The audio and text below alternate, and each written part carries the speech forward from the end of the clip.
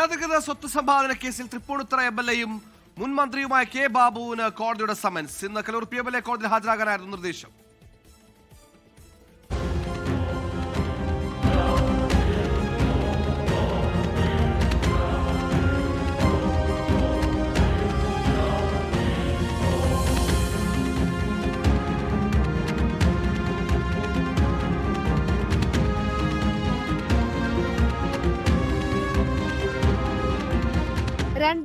മുതൽ 2016 വരെയുള്ള കാലയളവിൽ കെ ബാബു വരവിൽ കവിഞ്ഞ സ്വത്ത് സമ്പാദിച്ചുവെന്നാണ് ED അന്വേഷണത്തിലെ കണ്ടെത്തൽ. ഈ കാലയളവിൽ വരുമാനത്തിൽ കവിഞ്ഞ 25.82 ലക്ഷം രൂപയുടെ സ്വത്ത് സമ്പാദിച്ചെന്ന് ED നേരത്തെ കണ്ടെത്തിയിരുന്നു. ഇതിനു പിന്നാലെ കെ ബാബുവിന്റെ 25 ലക്ഷം രൂപയുടെ സ്വത്ത് ED കണ്ടുകെട്ടി. തുടർന്ന് അന്വേഷണം പൂർത്തിയാക്കി കുറ്റപത്രം നൽകുകയും ചെയ്തു.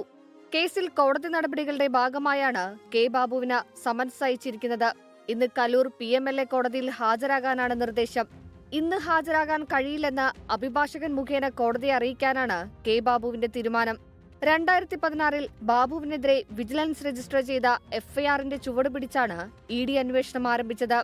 2020 ബാബുവിന്റെ മൊഴി ED രേഖപ്പെടുത്തി.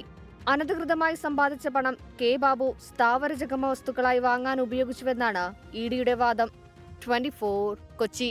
ലോകത്തെവിടെയായാലും ഏത് സമയത്തും 24 വാർത്തകളും ഓഗ്മെന്റഡ് റിയാലിറ്റി പാക്കേജുകളും എക്സ്പ്ലെയിനറുകളും വിശദമായി കാണാൻ ഞങ്ങളുടെ YouTube ചാനൽ നിങ്ങൾക്ക് സബ്സ്ക്രൈബ് ചെയ്യാം.